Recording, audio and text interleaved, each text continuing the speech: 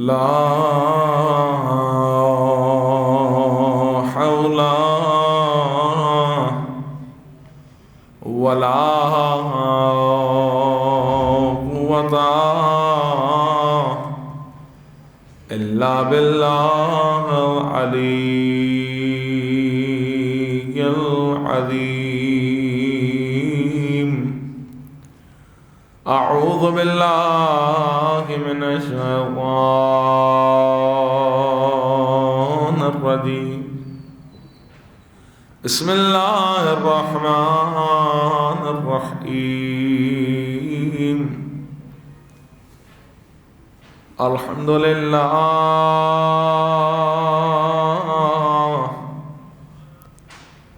الحمد لله الذي هدانا لهذا وما كنا لنهتدي لولا أن هدانا الله. لقد جاءت رسل ربنا بالحق والصلاة والسلام والتحية والإكرام على سيد الأنبياء والمرسلين وأشرف الأولين والآخرين سيدنا ونبينا وشفيع ذنوبنا وطبيب قلوبنا مولانا ومقتدانا بالقاسم محمد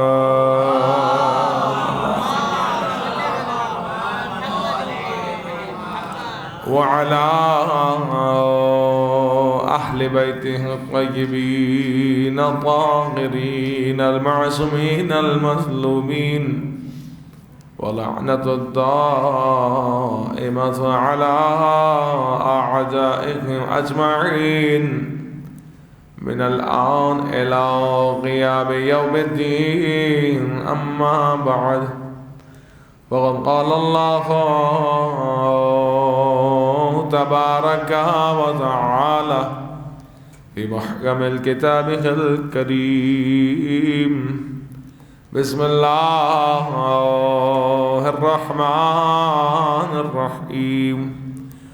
يا أيها الذين آمنوا كونوا قوامين لله وشهداء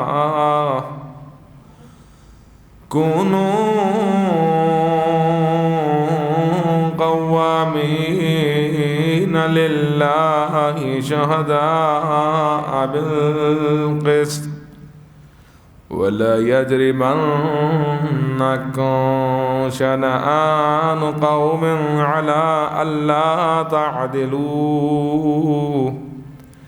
اعدلوا هو أقرب للتقوى واتقوا الله إن الله خبير بما تعملون.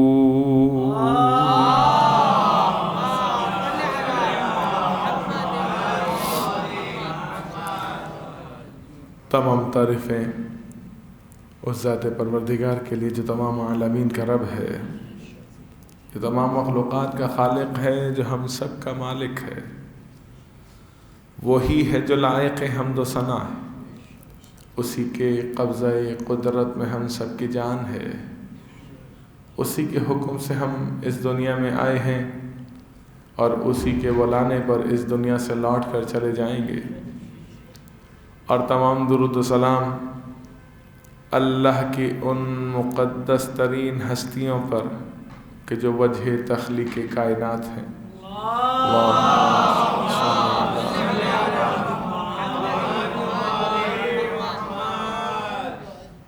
بالخصوص وہ احسن الخالقین کی جس کی بہترین مخلوق کہ جسے فاطمہ زہرا کہا جاتا ہے، جناب سیدہ کی عظمت پر مل کر بآواز بلند صلوات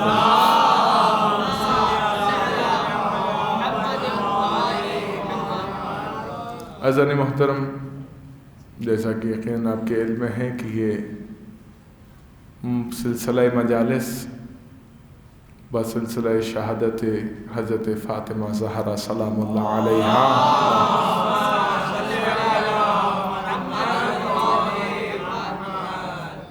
کے سلسلے میں منعقد کی جا رہی ہیں، اور وہ ایام کہ جنہیں ایام فاطمیہ کہا جاتا ہے، کہ اگر صحیح معنی میں ان ایام کا حق ادا کر دیا جاتا، اگر صحیح معنی میں ان ایام کو منایا جاتا تو آج اسلام کا بدترین دشمن بے نقاب ہو چکا ہوتا۔ ٹھیک ہے نا؟ اسلام کا بدترین دشمن، اہل بیت علیہم السلام کا بدترین دشمن بے نقاب ہو جاتا۔ ایام فاطمیہ چونکہ منسوب ہی جناب سیدہ سے ہے، یاد رکھیے کہ زوجہ ہیں مولا علی کی۔ مولا علی نے اگر مشرکین کے بتوں کو گرایا تو جناب سیدہ نے مسلمانوں میں بتوں کو گرایا ہے۔ توجہ، اگر مولا علی نے مشرکین کے بتوں کو گرایا ہے تو جناب سیدہ نے مسلمانوں کے بت کہ جن کی نجاست ایسی ہے کہ قرآن نے کہا فَاجْتَنِبُوا الرِّجْسَ مِنَ الْأَوْثَانِ، بچو بتوں کی نجاست سے۔ اب یہ جو نجاست ظاہری ہے، سوال کیا ہم کسی بت کو ہاتھ لگائیں کیا ہمارا ہاتھ نجس ہو جائے گا؟ کہتے نہیں، بشرط یہ کہ اس میں کوئی نجس اجزاء شامل نہ ہو، کوئی نجاست لگی ہوئی نہ ہو، اور آپ کا ہاتھ تر بھی نہ ہو، نجس نہیں ہوگا۔ پھر قرآن نے کیوں کہا فَاجْتَنِبُوا الرِّجْسَ مِنَ الْأَوْثَانِ؟ اس لیے کہا یہ سمجھانے کے لیے کہ بت صرف مٹی کے نہیں ہوتے، بت چلتے پھرتے انسانی صورت میں بھی ہوتے ہیں۔ اب بت چاہے مٹی کا ہو یا چلتا پھرتا انسان، جس میں فرعون، شداد اور نمرود جیسی صفات ہو، وہ بت ہے۔ ان کی نجاست سے بچو، یعنی ان کی نزدیکی سے بچو، ان کی پیروی سے بچو۔ آپ نے دعا سنی ہوگی، دعائے سنمی قریش پڑھی بھی ہوگی، اس میں بتوں کا ہی تو تذکرہ ہے، اس میں بتوں کا ہی تو تذکرہ ہے۔ اب سوال، کیا وہ کفار کے بتوں کا تذکرہ ہے؟ نہیں عزیزان، وہ کفار کے بتوں کا تذکرہ نہیں، وہ ان کا تذکرہ ہے جو مسلمانوں میں بتوں جیسے تھے۔ ٹھیک ہے نا؟ اور وہ ہستیاں جو طہارت کا منبع و مرکز تھیں اور ہیں، ان ہستیوں کے مقابل جو بھی آیا وہ نجاستوں کا مرکز اور منبع تھا اور ہے۔ سب سے زیادہ شے جو نجس ہے وہ کیا ہے؟ کہتے ہیں نجاست باطنی۔ ٹھیک ہے، نجاست باطنی، کیونکہ نجاست ظاہری کیا؟ انگلی کٹ گئی، خون لگا نکل آیا، آپ نے ہاتھ دھویا، ہاتھ پاک ہو گیا۔ کوئی اور نجاست لگ گئی، آپ نے ہاتھ آپ نے صاف کیا، نجاست پاک ہو گئی۔ لیکن اگر کسی میں نجاست باطنی پائی جاتی تو وہ دو طرح سے نجاست باطنی جو ہے وہ دور ہوتی ہے۔ ایک مرتبہ دور ہوتی ہے کلمہ لا الہ الا اللہ محمد رسول اللہ سے، اور ایک مرتبہ دور ہوتی ہے ولایت اہل بیت علیہ السلام سے۔ تو بہت ساری نجاستیں آپ جانتے ہیں، کیا تمام نجاستوں کو ایک ہی طریقے سے دور کیا جاتا ہے؟ نہیں۔ مثلا نارمل نجاست ہے، خون ہے، مثلا آپ نے 3 دفعہ پاک کیا، پاک ہو گیا۔ لیکن اگر کسی برتن کو، توجہ ہے کہ لیکن اگر کسی برتن کو کتا یا سور چاٹ جائے تو 2 سے 3 دفعہ میں پاک نہیں ہوتا، 7 دفعہ اور مٹی سے مانجنے کے بعد پھر اس کی نجاست زائل ہوتی ہے۔ تو اس کا مطلب یہ ہوا کہ نجاستیں بھی سب ایک طرح کی نہیں ہوتی، اور نجاستوں کو دور کرنے کا انداز بھی ایک طرح سے نہیں ہوتا۔ ساری نجاستیں تو ختم ہو سکتی ہیں مطہرات کے ذریعے سے، وہ چیزیں جو خود بھی پاک ہو، دوسرے کو پاک کرنے کی صلاحیت رکھتی ہو، سوائے بغض زہرا کے، سوائے بغض زہرا کے۔ یہ ایسی نجاست ہے کہ جس نجاست نے بڑے بڑے مسلمانوں کے بتوں کو گرا دیا۔ نجاست اتنی نجاستی کہ اگر یہ ظاہر نہیں کرتے بغض اہل بیت، بغض زہرا، تو ان کے بت نہ گرتے، ٹھیک ہے نا۔ اب کوئی یہ کہے کہ جناب بت تو اپنی جگہ موجود ہے، میں اس جہاں کی نہیں اس جہاں کی بات کر رہا ہوں۔ یہاں تو ہے ہی ظالموں کا راج، اور کیوں ہے؟ خدا کی قسم، جناب سیدہ سلام اللہ علیہ ارشاد فرماتی ہیں کہ اگر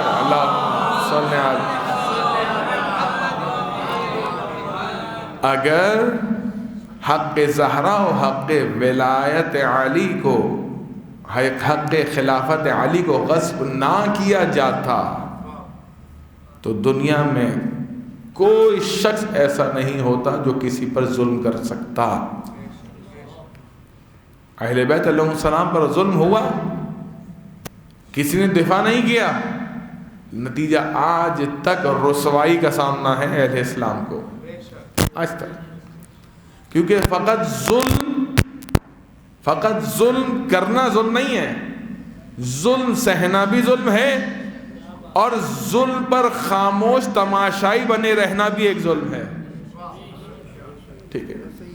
ہم کیوں اہل بیت علیہ السلام کی مظلومیت بیان کرتے ہیں؟ کیونکہ ہم علی کے چاہنے والے ہیں، اور مولا کائنات فرماتے ہیں کہ جب بھی دیکھو کہ ظالم اور مظلوم، تو ہمیشہ معاشرے میں ظالم کی مخالفت کرنا، مظلوم کی حمایت کرنا۔ ہم آل محمد کے چاہنے والے، یہی وجہ ہے دنیا میں جہاں کہیں بھی ظلم ہوتا ہے، کوئی بولے نہ بولے، علی کے چاہنے والے بولتے ہیں، کوئی ساتھ دے نہ دے، علی کے ماننے والے ساتھ دیتے ہیں۔ ہاں، جو آج بڑی بڑی طاقتیں ہیں نا، خاموش بیٹھی ہیں ظلم کے خلاف۔ کیوں خاموش بیٹھی ہیں پتہ ہے؟ اس لیے کہ ان کے آباء و اجداد کا طریقہ کار یہ تھا، جب بات جنگوں کی ہوتی تھی تو علی یا اولاد علی دکھائی دیتے تھے، جب مال غصب کرنے کی بات ہوتی تھی تو دشمن علی نظر آتے تھے۔ وہی سلسلہ آج بھی ہے، جب بات میدان عمل کی آئے تو علی کے چاہنے والے دکھائی دیتے ہیں، اور جب مال نفسانی خواہشات کی تکمیل کے لیے تو وہی بد نسل دکھائی دیتے ہیں۔ جانتے ہیں لڑنے کے لیے مرد ہونا ضروری ہے، توجہ، میدان میں اترنے کے لیے مرد ہونا ضروری ہے۔ وہ مرد ہوتا ہی نہیں کہ جس کے دل میں بغض زہرا ہو، مرد ہوتا ہی نہیں کہ جو ہمارے ہاں، ایک بات کہوں یہ بچوں جوانوں کے ذہنوں کو نزدیک کرنے کے لیے، ہمارے ہاں عرف عام میں ایک جملہ کہا جاتا ہے، تم کتنے نامرد ہو کہ عورت پہ ہاتھ اٹھا رہے ہو؟ جہاں میں پہنچانا چاہ رہا ہوں انشاءاللہ آپ پہنچ چکے۔ تم کتنے نامرد ہو، تم کتنا نامرد ہو کہ عورت پر ہاتھ اٹھا رہے ہو، اس کا مطلب یہ ہوا جو عورت پر ہاتھ اٹھائے نامرد ہے۔ جب عورت پہ ہاتھ اٹھانے والا نامرد، تو جو سیدہ نساء العالمین پر ہاتھ اٹھائے، جو سیدہ نساء العالمین پر ہاتھ اٹھائے وہ کتنا بڑا نامرد ہے۔ توجہ ہے۔ تو جنگ میں نامردوں کا کام نہیں ہے، اور یہ بات میں اپنی طرف سے نہیں کہہ رہا ہوں، تاریخی حوالے موجود ہیں۔ ہاں، جنگ خندق میں آواز دے رہا تھا ملعون، اے محمد، گستاخی کر رہا تھا، تم میں کوئی مرد ہے تو آؤ بھیجو۔ کوئی نہیں کھڑا ہوتا تھا۔ جائیے حاشیہ پڑھے قرآن کا، سورہ احزاب کی تفاسیر پڑھیے، کوئی نہیں کھڑا ہوتا تھا، فقط علی کے، فقط علی کے۔ اللہ کے رسول کہتے تھے یا علی بیٹھ جاؤ، پھر سامنے والا گستاخی کرتا تھا، اے محمد تم میں کوئی مرد ہے تو بھیجو۔ کیا رسول کو گستاخی کروانے کا نعوذ باللہ شوق تھا؟ نہیں، حجت تمام کر رہے تھے، بتانا چاہ رہے تھے کہ ان نامردوں میں مرد کون ہیں۔ توجہ ہے۔ دوسری مرتبہ بھی بیٹھ جاؤ علی، سوائے علی کے کوئی نہیں کھڑا ہوا۔ اب جب تیسری مرتبہ اس ملعون نے گستاخی کی نا، اب دیکھیں، جائیے سورہ احزاب کی پڑھیے تفسیر۔ ایک شخص ہے جو تھا فرار، پہنچ گئے نا۔ اب روایت ہے کہ اس نے نکالی اپنی گردن، تھوڑی سی سر نکالا اور ایک آنکھ سے دیکھا، اور دیکھ کر اصحاب رسول کو گمراہ کرتا ہے یہ کہہ کر کہ اس کی شہرت بہت ہے، یہ مارے گا بہت۔ ظالم، ایک قاتل، دشمن اسلام کے لیے کیا کہہ رہا ہے؟ اس کی شہرت بہت ہے، بہت مارتا ہے، کوئی نہیں جانا، مارے جاؤ گے۔ اب جب اس نے تیسری مرتبہ گستاخی کی، اے محمد تم میں کوئی مرد نہیں ہے کیا؟ اب مولا کائنات بلند ہوئے، اے اللہ کے رسول مجھے حکم دیجیے۔ اللہ کے رسول نے حکم دیا، علی کی تلوار چلی، ملعون دو حصوں میں تقسیم ہو گیا۔ بتانا مقصود کیا تھا؟ بتانا مقصود یہی تھا کہ کوئی لکھ دینے سے مرد نہیں ہوتا، انسان کو کردار سے ثابت کرنا پڑتا ہے۔ توجہ، تاریخی حوالے موجود ہیں کہ ہر میدان میں مرد مجاہد کون تھا؟ علی، ہم سر زہرا، جناب زہرا کے شوہر علی۔ پھر اب آپ یہ دیکھیے، جب بات یہ موضوع ہے تو میں آپ کی خدمت میں اس کو بیان کروں۔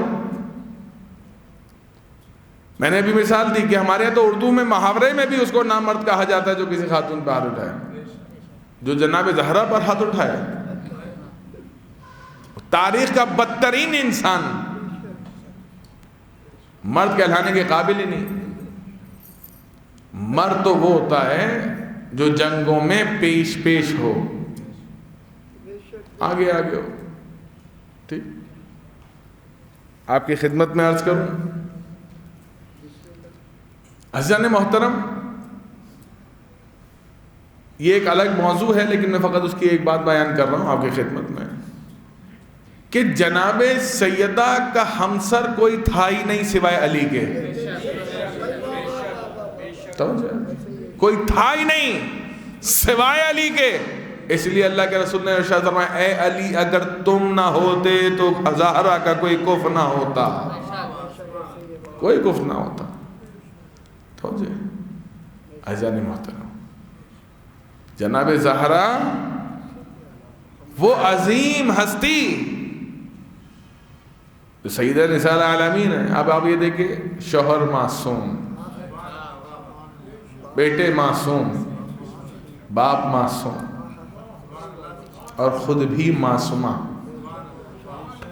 وہ ہستی کہ جس کے لیے پروردگار نے قرآن کریم میں آیت تطہیر نازل کی. یعنی اگر جناب زہرا نہ ہوتی تو کائنات کا وجود ہی نہ ہوتا. ٹھیک ہے، قرآن میں اگر آ جائے تطہیر ہے تو اس کا سبب جناب زہرا ہے. اگر ہم سانس لے رہے ہیں، ہم زندگی جی رہے ہیں، ہم اپنے رب کی جانب سے رزق پا رہے ہیں، اس کا واحد سبب جناب زہرا ہے. کہ اللہ کے رسول نے ارشاد فرمایا، اے فاطمہ، اللہ نے زمین کو، ساری زمین کے پانی کو اور نمک کو تمہارا حق قرار دیا ہے. تو بارہا سنا ہے آپ نے. تو پھر حق یہی ہے کہ جو بھی اس زمین پر بسنے والے موجود ہیں ان کو چاہیے کہ حق زہرا ادا کریں. اور حق زہرا کیا ہے؟ حق زہرا یہ ہے کہ ظلم کے خلاف ڈٹ جائے اور جناب زہرا کے حق کے لیے گواہی دو. توجہ نا. یہ مجالس کا سلسلہ جس کی آج پہلی مجلس اعزاں ہے، عزم فاؤنڈیشن کی جانب سے مجالس منعقد کی جا رہی ہے. خدا کی قسم اگر اسی عزم کے ساتھ ہر مومن حق زہرا ادا کرے تو وہ وقت دور نہیں کہ جس طرح آج یزیدیت مردہ آباد ہے، آنے والے وقتوں میں لوگ علی الاعلان کہیں گے جناب زہرا کی عظمت پر مل کر باوجہ بلند صلوات پڑھ لیجیے.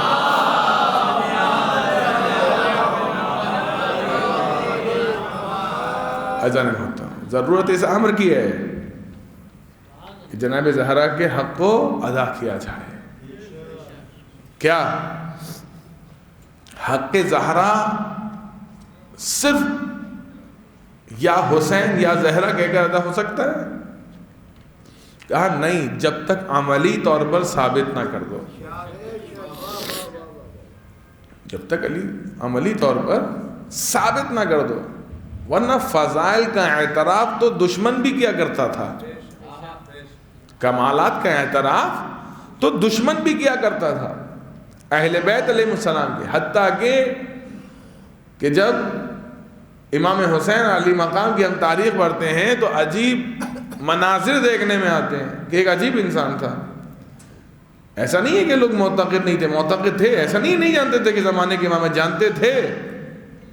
کیا کہا؟ اب جا رہے ہیں مدینے سے تو لوگوں نے کہا، اے فرزند رسول، میں نے ایک زمین کا ٹکڑا خریدا ہے اور میں چاہتا ہوں کہ میں یہاں زراعت کروں. اب دیکھیے، جانتا ہے صاحب کرامت ہے، صاحب کرامت ہے. کیا کہہ رہا ہے؟ کہہ رہا ہے کہ میں نے سنا ہے آپ کوفے جا رہے ہیں اور میں نے یہ بھی سنا ہے کہ آپ شہید ہو جائیں گے. تو جب آپ شہید ہو جائیں گے اس کا مطلب آپ واپس پلٹ کے تو نہیں آئیں گے. تو میں نے جو زمین کا ایک ٹکڑا خریدا ہے جہاں میں زراعت کرنا چاہتا ہوں، میں یہ چاہتا ہوں کہ آپ دعا کر دیجئے. آپ کیا کرتے ہیں؟ دعا کر دیجئے. کیوں؟ تاکہ یہاں جب میں کنواں کھودوں تو میٹھا پانی نکلے. جب میں کنواں کھودوں تو میٹھا پانی نکلے. کتنی عجیب انسانیت ہے واقعا، بڑی عجیب ہے بعضوں کا. یہ عجیب انسان تھا. جانتا ہے صاحب کرامت ہے، جانتا ہے زمانے کے امام ہے، جانتا ہے نصرت واجب ہے. ہاں کیوں کہا کہ جب دیکھو کہ دنیا ایک طرف جا رہی ہے، علی تنہا ایک طرف جا رہے ہیں، تو دنیا کو نہیں دیکھنا، علی کی طرف رخ کرنا کہ علی تمہیں کوئی گمراہ نہیں ہونے دیں گے. امامت گمراہی نہیں دیتی، گمراہی سے بچاتی ہے. تو یہ دیکھ رہا تھا کہ امام جا رہے ہیں شہید ہونے کے لیے، ہم رکاب ہو جاتا. کیا کہہ رہا تھا؟ کیا عقیدت مند نہیں تھا. لیکن کیا ہوا؟ تاریخ بتاتی ہے. کہا دعا کرتے ہیں. مولا نے دعا کی اور جب وہاں کنواں کھودا تو میٹھا پانی نکلا. یعنی اسے چاہیے تھا کہ جانتا ہے کہ امام شہید ہو جائیں گے، کہتا مولا میں آپ کے ہمراہ چلوں گا. میں آپ کے ہم رکاب ہو کے شہادت پاؤں گا. تو اس لیے میں نے کہا کہ مردانگی کب پتہ چلتی ہے؟ جب جنگ کے طبل بجتے ہیں تب پتہ چلتی ہے کہ مرد کون ہے اور مرد نما کون ہے.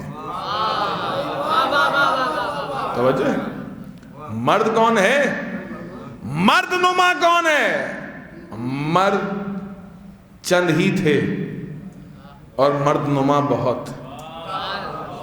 ٹھیک ہے، یہ جملہ میرا یاد رکھیے گا، ضائع نہیں کیجیے گا کہ ہمارے عرف عام میں کہا جاتا ہے، ریپیٹ کر رہا ہوں تاکہ ذہنوں میں آپ کے محفوظ ہو جائے، کہ ہمارے عرف عام میں کہا جاتا ہے کہ عورت پر ظلم کرنے والا، عورت کو تماچا مارنے والا مرد نہیں ہو سکتا، نامرد ہے. تو جو تمام عورتوں کی سردار کو تماچا مارے وہ کتنا بڑا نامرد ہوگا. ایسا نہیں محترم. عرض خدمت، آپ کی خدمت میں یہ عرض کرنا چاہتا ہوں کہ سراسر مظلومہ ہے جناب زہرا. ٹھیک ہے، ہم لوگ ایک جملہ کہتے ہیں کہ علی کا ذکر مومن اور منافق کی پہچان ہے. صحیح ہے، علی کے ذکر سے مومن اور منافق کی پہچان ہوتی ہے. لیکن بہت سے ایسے ہیں آپ کے سامنے مولائی بنیں گے، شیعہ نہیں ہیں، ہم مولائی ہیں جی، شیعہ نہیں ہیں، ہم بھی علی کی ولایت کو مانتے ہیں، مولا علی یا علی کرتے ہیں. مومن کی پہچان کب ہوتی ہے؟ مومن کی پہچان کا واحد ایک ہی ذریعہ ہے، دشمنان زہرا سے اظہار براءت.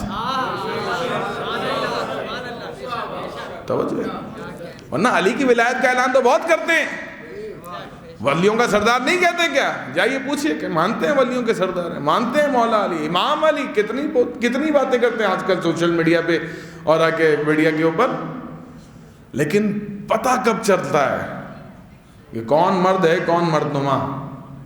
جب بات آتی ہے دشمنان زہرا سے اظہار براءت کی، پیر قدم اکھڑ جاتے ہیں. دنیا میں وہ واحد قوم کہ جس کے مربی اہل بیت ہیں، یعنی شیعہ نے حیدر کرار، واحد کی قوم جس کی تربیت اہل بیت کر رہے ہیں، جن کی تربیت اہل بیت نے کی ہے، واحد وہ قوم ہے جو آج بھی مردانہ استقامت کے ساتھ دشمن کے خلاف کھڑی ہے. ماضی میں بھی اہل بیت کے دشمنوں سے اظہار براءت کرتے تھے، آج بھی کرتے ہیں اور رہتی دنیا تک کرتے رہیں گے.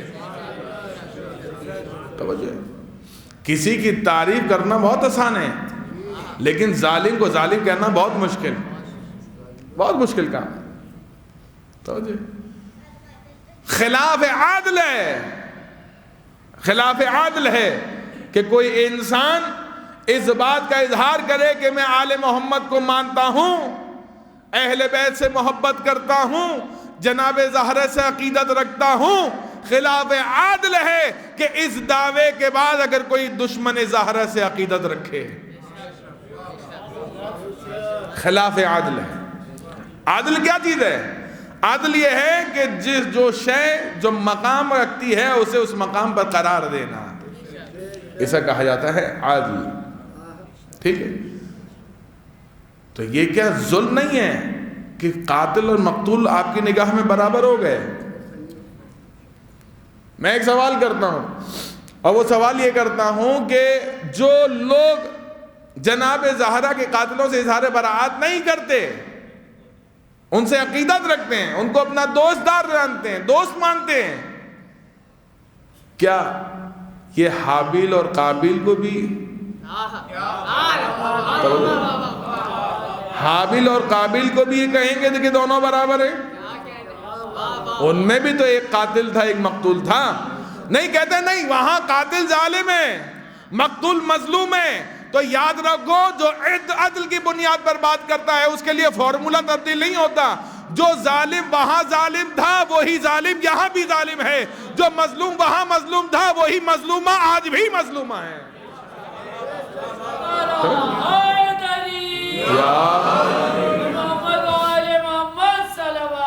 اللہم صلی علی محمد.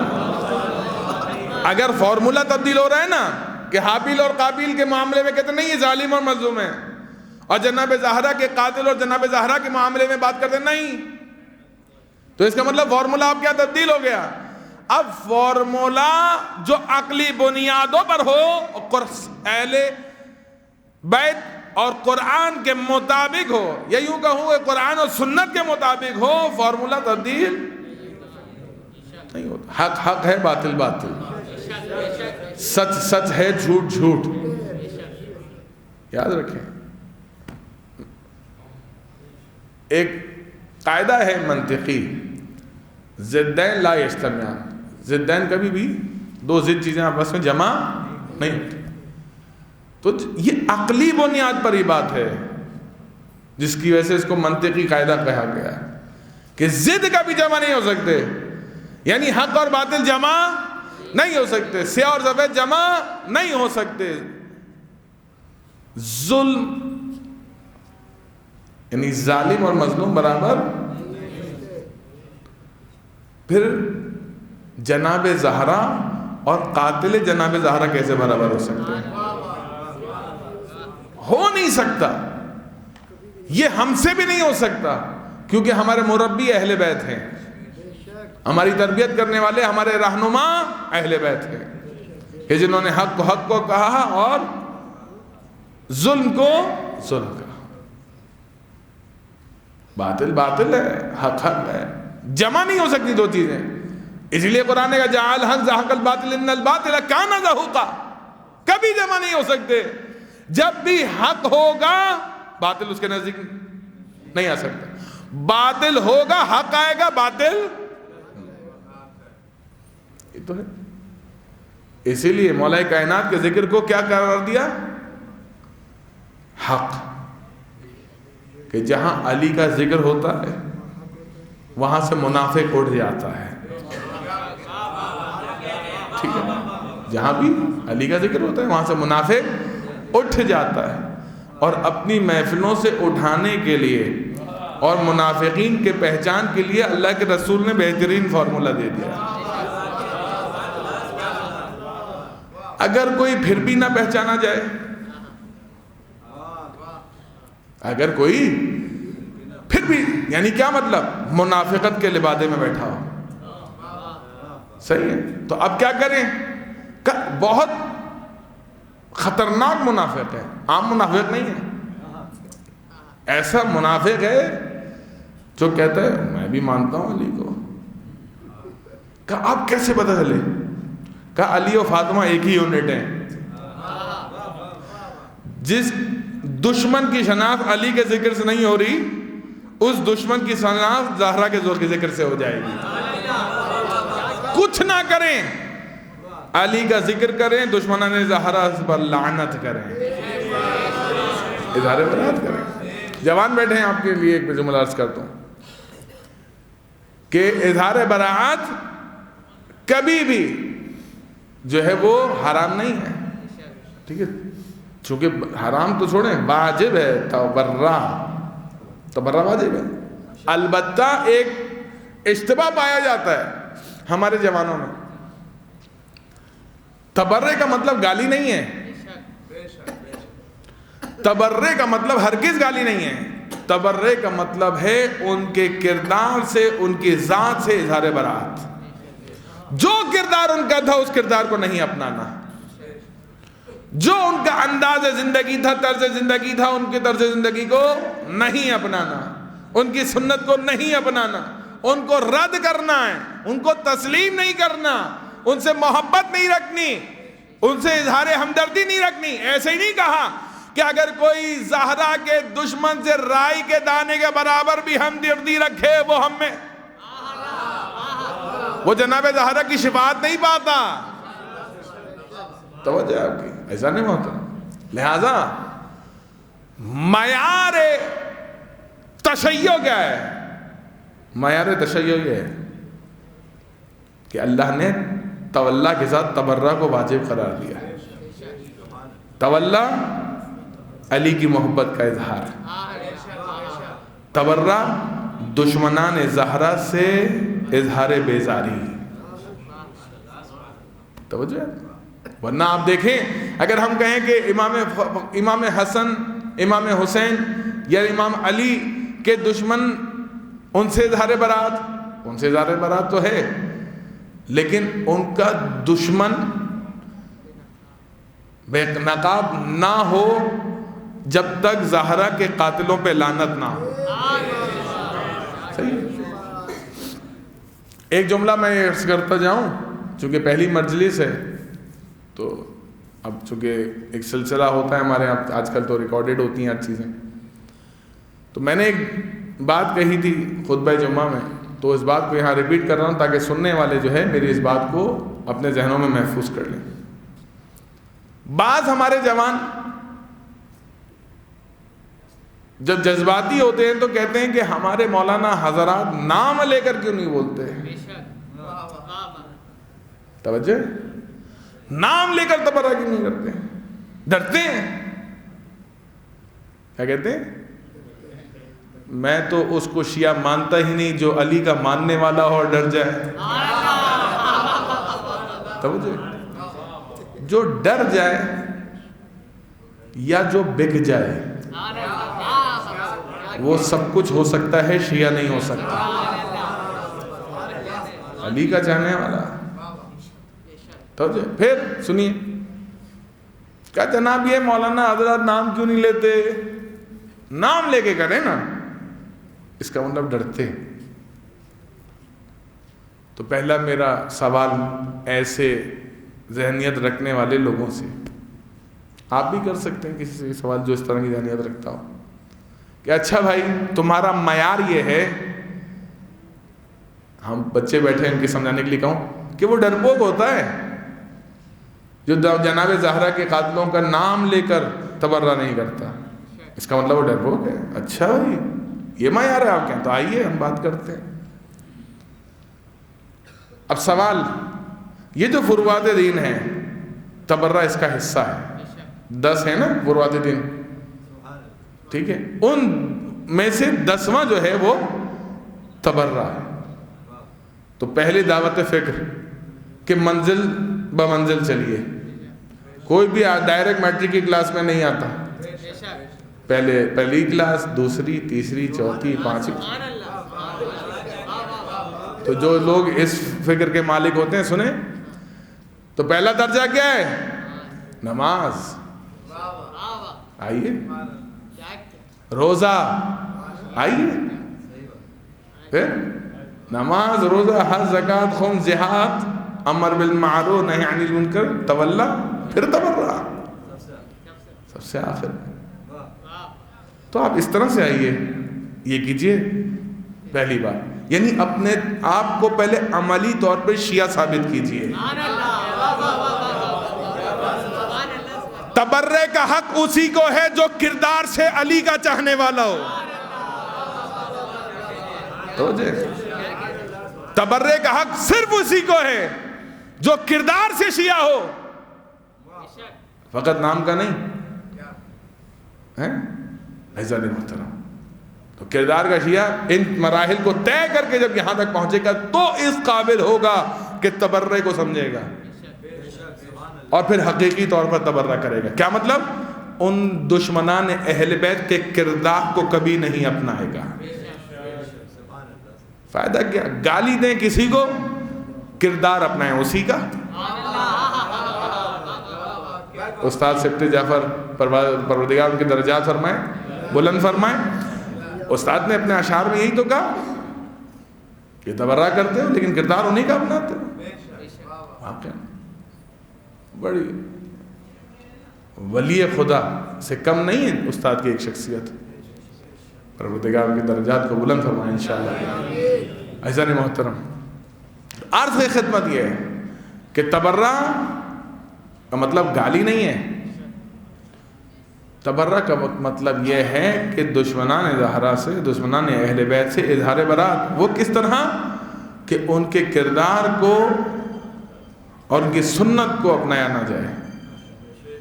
تبرہ. اب آ جائیے، اس کا جواب دوں گا، بعد آج کی مکمل ہو جائے گی. اور وہ کیا؟ وہ یہ کہ کہتے جناب مولانا حضرات ڈرتے ہیں، نام لے کر کیوں نہیں کرتے تبرہ ہیں؟ تو جنہوں نے جمعے کے خطبے میں اس کا جواب سنا، بہرحال ان کے لیے مزید پختگی ہوگی، اور جنہوں جو موجود نہیں تھے ان کے لیے بہرحال جواب مل جائے گا ان کو. تو یہ سوال ذہن میں رکھیں اور یہ جملہ ذہن میں رکھیں. ڈرتے ہیں بھائی، اس لیے تو نام نہیں لیتے. علی سے زیادہ شجاع اس کائنات میں کون ہے؟ ہے کوئی دعویٰ کر سکتا ہے کہ نعوذ باللہ میں مولا علی سے زیادہ بہادر ہوں؟ نہیں ہے نا. ایسا نہیں ہوتا. وہ جو بڑے بڑے تھے نا، وہ جو بڑے بڑے تھے، ان کے دعوے بھی دھرے کے دھرے رہ گئے. ٹھیک ہے نا. فدق کے چور، حق علی کے چور آج ان کے القابات چوراتے ہیں.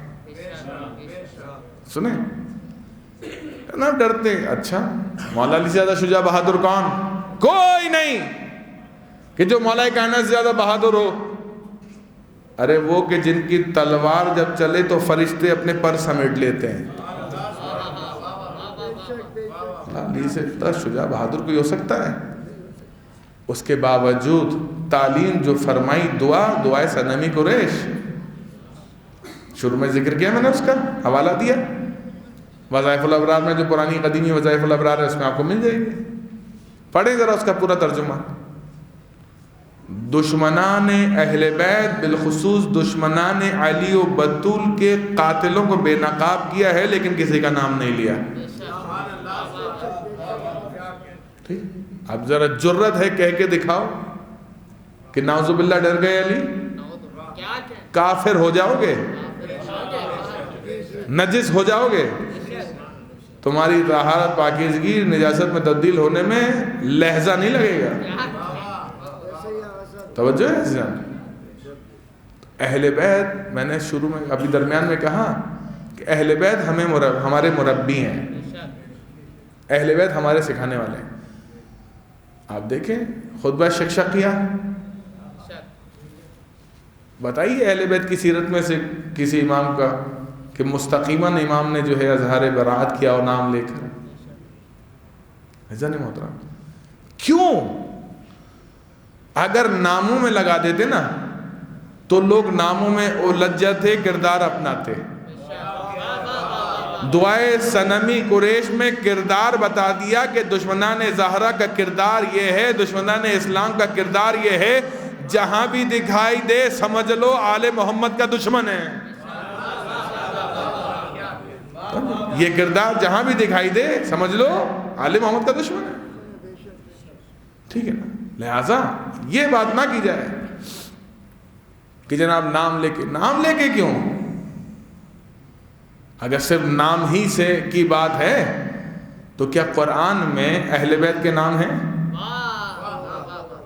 سوال بتائیے، جواب دیجیے. پھر اگر آپ کا معیار یہ ہے تو پھر اہل بیت کا کیا کریں گے آپ؟ قرآن میں تو اہل بیت کا بھی نام نہیں ہے. ٹھیک ہے. اللہ ڈر گیا کسی سے؟ نام لے دیتا. جو حکمت اللہ کی ہے وہی اللہ والوں کی ہے. جو حکمت اللہ کی ہے وہی اہل بیت کی ہے، اللہ والوں کی ہے. اور ہمیں اس سنت سے ہٹ کر نہیں چلنا، اس کے مطابق چلنا ہے. صحیح. اور یہی عین عدل ہے. سورہ مائدہ کی جو میں نے آپ کی خدمت میں آیہ مبارکہ سرنامہ کلام تلاوت کی نا، اس کا عنوان عدل ہے. یہی عین عدل ہے کہ جو ہادیان برحق کہہ دیں بس اس پر عمل کرو، نہ اس سے ایک قدم کم نہ ایک قدم زیادہ. حق یہی ہے. یعنی عجیب بات ہے.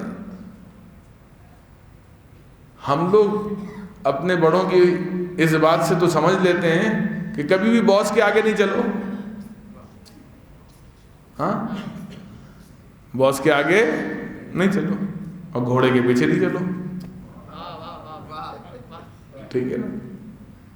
باس کے آگے چلو گے تو بھی نقصان دہ, گھوڑے کے پیچھے چلو گے تو بھی نقصان دہ. باس کے پیچھے چلا جاتا ہے, گھوڑے پہ سوار ہو کر چلا جاتا ہے.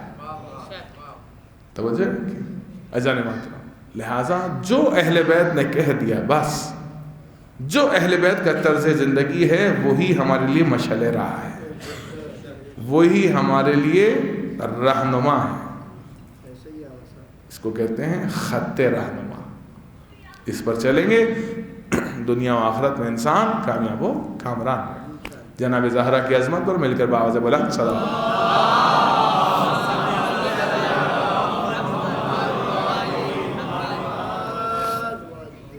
آپ کی خدمت اقدس میں سلسلہ گفتگو کو یہاں روکتے ہوئے رسالت معاب کی زندگی کے آخری لمحات آپ کی خدمت میں بیان کرنا چاہتا ہوں. اور وہ یہ کہ وقت رخصت, جب دنیا سے رخصت ہو رہے تھے رسالت معاب, خانہ سیدہ میں زانو سیدہ پر سر رکھ کر آرام فرما رہے تھے. سائل آتا ہے, سائل آواز دیتا ہے, جناب سیدہ پوچھتی ہیں کون؟ سائل کہتا ہے کہ آپ کے بابا کی زیارت کا مشتاق ہے. بی بی کہتی ہیں بابا آرام فرما رہے ہیں, ابھی چلے جاؤ. چلا جاتا ہے. تھوڑی دیر بعد پھر آتا ہے, سیدہ پوچھتی ہیں کون؟ سائل کہتا ہے کہ آپ کے بابا کی زیارت کا مشتاق ہوں. بی بی فرماتی ہیں بابا مریض ہیں, بیمار ہیں, ابھی چلے جائیں, آپ دوسرے موقع پر آئیے گا. اب جب وہ سائل تیسری مرتبہ آتا ہے نا, زہرا کے رخساروں پر آنسو جاری ہو جاتے ہیں.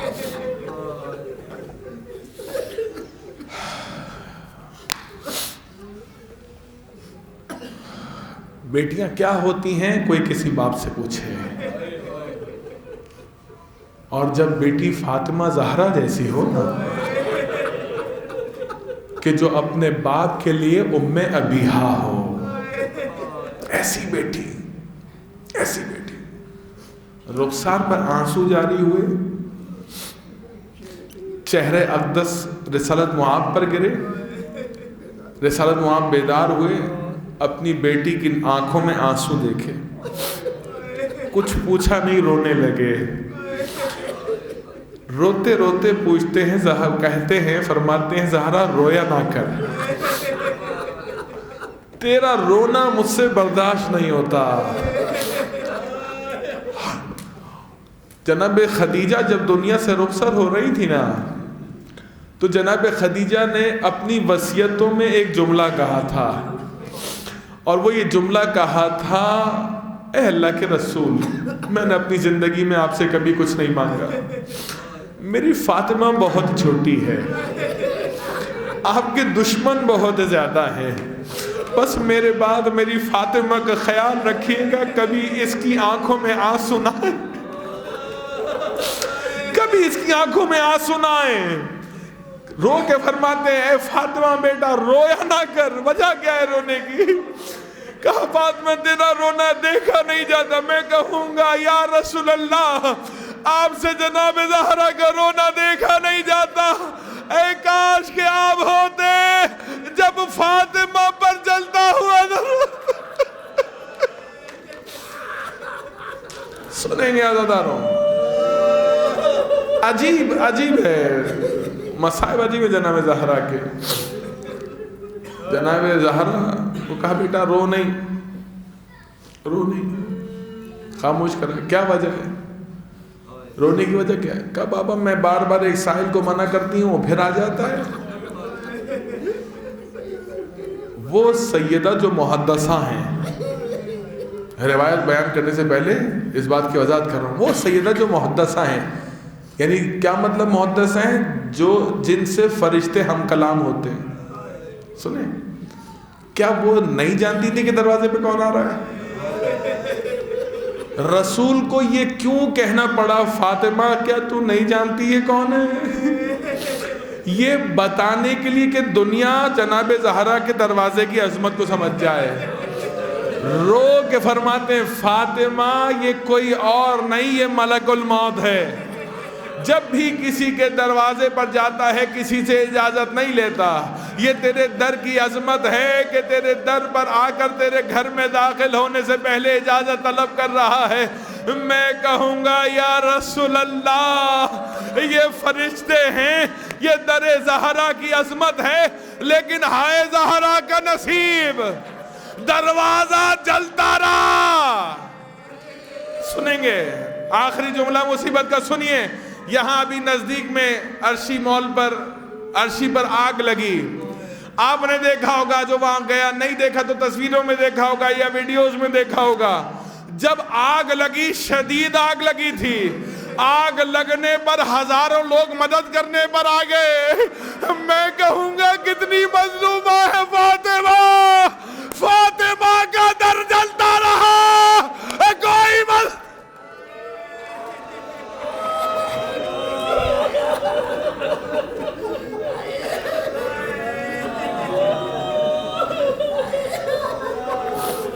انا للہ انا الیہ راجعون رضاً بقضائہ تسلیما لامر. انا للہ و انا الیہ راجعون رضاً بقضائہ تسلیما لامر. الا لعنۃ اللہ علی القوم الظالمین وسيعلم الذين ظلموا أي منقلب ينقلبون. پالنے والے ہماری اس قلیل سی عبادت کو اپنی بارگاہ میں قبول فرما. حاضرین مجلس کی تمام شرعی حوائج کو اپنی بارگاہ میں قبول فرما. پالنے والے اس مجلس اعزا کا ثواب ہمارے اور ہمارے مرحومین کے نامہ اعمال میں درج فرما. ہم سب کے گناہوں کی مغفرت فرما. ہمارے مرحومین کے گناہوں کی مغفرت فرما. اے رب کائنات مرنے سے پہلے تمام ائمہ علیہ السلام کی زیارات نصیب فرما. مرنے کے بعد قبر میں امام حسین علیہ السلام کی زیارت نصیب فرما. تیری بارگاہ میں خصوصی طور پر دعا کرتے ہیں ہمیں اہل بیت علیہ السلام کی محبت میں زندگی جینا، اہل بیت علیہ السلام کی محبت میں موت نصیب فرما. یہ ولایت علی بن ابی طالب، یہ عزاداری سید الشہداء ہماری نسلوں میں منتقل فرما. پالنے والے جن برادران دوستان نے عزم فاؤنڈیشن اور ان سب میں جتنے بھی ایسے افراد کے جنہوں نے کسی بھی طرح سے اس مجلس اعزا کے انعقاد میں تعاون کیا ہے، ان کے مال و رزق میں برکت عنایت فرما. ان کی پریشانیوں کو دور فرما. ان کا بہترین اجر ان کے مرحومین کے نامہ اعمال میں درج فرما. اے پروردگار تیری بارگاہ میں دعا کو ہے جب تک زندہ ہیں ہمیں اہل بیت علیہ السلام کا ذکر کرنا سننا نصیب فرما. تیری بارگاہ میں دعا گو ہیں اپنی آخری حجت کے ظہور میں تعجیل فرما. ہمیں امام کے ادنا ترین غلاموں میں شمار فرما. ان اللہ ملائکۃ یصلون علی النبی یا ایھا الذین آمنوا صلوا علیہ وسلموا تسلیما.